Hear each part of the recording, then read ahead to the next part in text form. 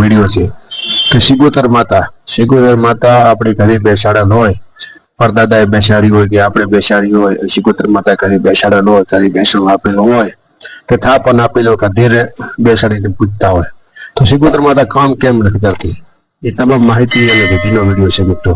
આ વિડીયો તમે આખો સાંભળશો તો ખ્યાલ આવશે, અડધો સાંભળશો તો ખ્યાલ નહીં આવે। તમને તમામ માહિતી આપીશ કે દાદા પરદાદાએ બેસાડી હતી અને આપણે કામ નથી કરતી, દાદા પરદાદાનું કામ કરતી હતી, આપણું કામ નથી કરતી। અત્યારે આપણે બેસાડી ત્યારે કામ કરતી, પછી કામ નથી કરતી।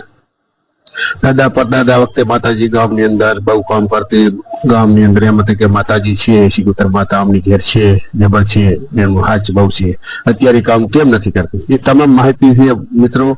આ માહિતી પૂરેપૂરી તમને આપું છું, તમે ધ્યાનથી વિડીયો સાંભળજો મિત્રો। પેલું તો એમ કે આપણે દાદા પરદાદાની માતા સિગોતર બેસાડેલ છે અને કામ નથી કરતી, તો પહેલા દાદા પરદાદા હતા ત્યારે કામ કરતી, અત્યારે કામ નથી કરતી, એનું કારણ શું છે?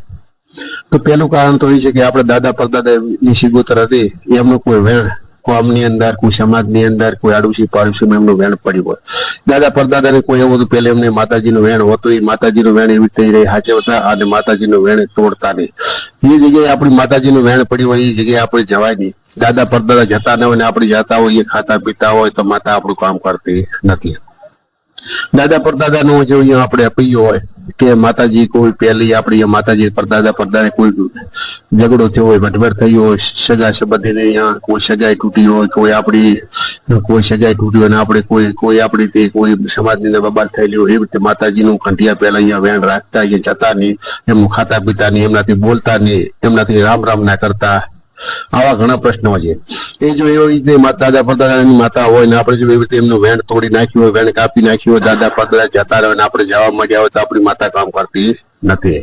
બીજી વાત એ છે કે આપણી કામ કરતી હતી, પણ આપણે જો કોઈ જગ્યાએ માતા ભળાઈ હોય, એમનું વેણ કર્યું હોય, માતાજી આપણે દાખલ તરીકે કોઈ જગ્યાએ આપણે અપીયો લીધો હોય, માતા ભળાયેલું પણ એ વેણ આપણે કાપી નાખ્યું હોય, માતાજીનો બોલ તોડી નાખ્યો હોય તો માતા કામ કરતી નથી।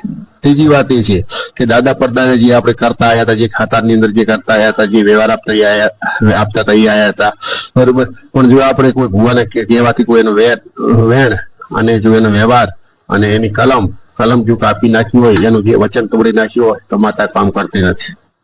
બીજી વાત એ છે કે દાદા પરદાદા આપણે જયારે માતાજીના મઠની અંદર શેર હવા શીરવીચી ચોખા આપતા, પછી કાળી ચૌદશની ત્યારે કોઈ વ્યવહાર આપતા કે ના આપતા એ આપણે ખ્યાલ હોવો જોઈએ। ખ્યાલ ના હોય તો પણ આપણી માતા કામ કરતી નથી। પેલા કંઠિયાઓ કેવું કરતા કે એમની જોડે એક માતા હોતી, એમને પાઘડીના છેડે માતા રાખતા, ટૂંડે કામ કરે એવી રાખતા, કોઈ શમશાનમાં માતા રાખતા। એ નવરાત્રી અંદર આપણે માતાજી જે સિગોતર માતા બેસાડેલ હોય ત્યાં કને હવા શીરવી આપતા, ચોખા આપતા, પણ જયારે કાળી ચૌદશ આવે તારી રહી ટોંડે કાં તો કોઈ હવા શીરવી આપતા, ટોંડે ના આપે તો શમશાનમાં જઈને આપતા હોય। આવી રીતે ઘણી અલગ માતાઓ રાખતા હોય, એમની વિધિ રાખતા હોય। સિગોતર માતા જ હોય તો સિગોતર માતાજીની ખાતાની અંદર કોઈ માતા એવી હોય, ઝોંપડી હોય કે કોઈ મસાણી ઝોંપડી હોય એને વ્યવહાર આપતા હોય કાળી ચૌદશ દિવસે ના આપતા હોય તો નવરાત્રીની અંદર માતાજીને જમાડતા હોય સિગોતર માતાને, અને એને જમાડ્યા પછી સાંજે ડેલી બારે કોઈ ધૂપ આપતા હોય, એ આપણે ખ્યાલ હોવો જોઈએ। એ ખ્યાલ હોય અને ના હોય અને આપણે જો કોઈ વ્યવહાર ના આપતા તો આપણી માતા કામ નથી કરતી। ત્રીજી વાત એ છે કે આપણે જયારે આપણી માતાજી આપણે બેસાડીને આપણી માતા એવું કામ ના કરતી હોય, માતા સિગોતર ભૂપે કીધું ને બેસાડી નાખી, નથી બેસાડે ત્યારે કામ કરતી, બેસાડ્યા પછી કેમ કામ નથી કરતી?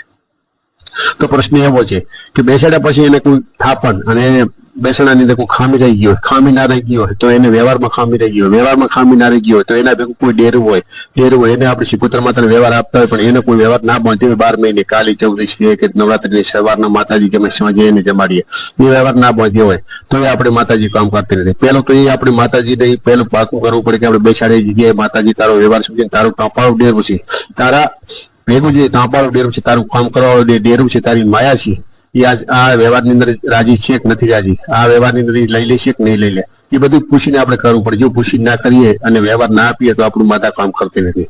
તો પછી ચોથી વાત એવી છે કે આપણે માતા કોઈ જગ્યાએ ભળાઈ દીધી હોય, આપણે માતા કામ કર્યું હોય, ત્યાંથી આપણે અહીંયા જવા માંડ્યા હોય ને આપણું માતાજી ટવકો લાવ્યો હોય અને આપણી માનતા ના હોય ને એ 2-3 વખત કહેવા આવે કે તમારી માતા તમે લઈ જાઓ, અમે કેમ કરવા તૈયાર છીએ, તો આપણે લેવા ના જઈએ તો માતા રસ્તો કાઢી આપી, એમને આપણે લેવા ના જઈએ તો માતા આપણાથી રૂષ્ટ થઈ જાય. કેમ કે એનું માતાજીનું કામ એવું છે કે આપણો ન્યાય લાવવાનો. આમાંથી ન્યાય લાવીને આપણે ગમે તેવો ગુનેગાર આપણે ઘેર કેવા આવે તો માતાજીનું થઈને માતાજીનું વેણ વાળવું પડે. વેણ ના વાળો તો માતાજી આપણું કામ કરતી નથી.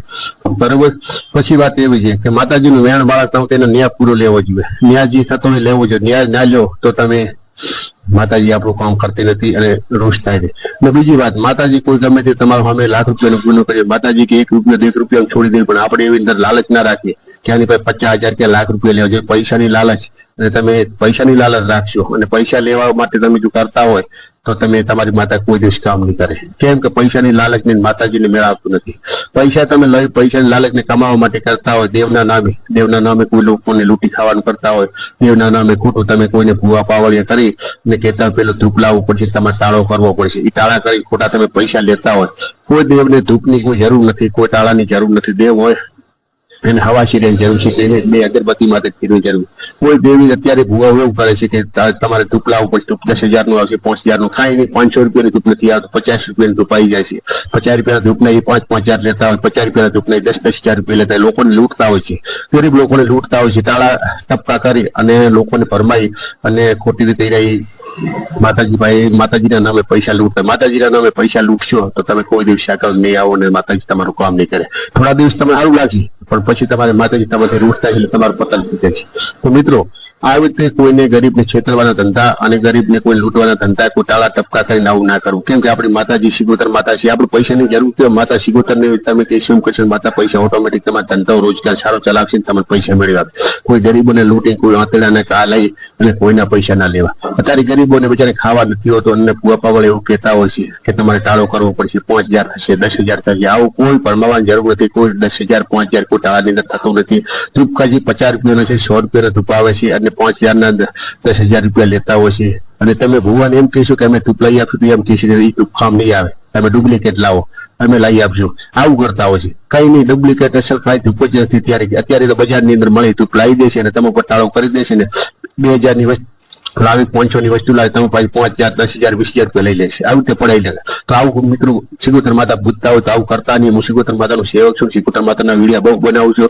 શિગોતર માતા પૂજતા કોઈ દિવસ ઘેર દુઃખ ના હોય. શિગોતર માતાને રેણી કેણી અને એના વચનમાં રહો. તો તમે પૈસા લૂંટવાનું અને લોકોને લૂંટવાના ધંધા કરશો તો કોઈ દિવસ તમે પાસે માતા નહીં રહે, કોઈ દિવસ તમે પાસે રીતિ સીધી નહીં રહે.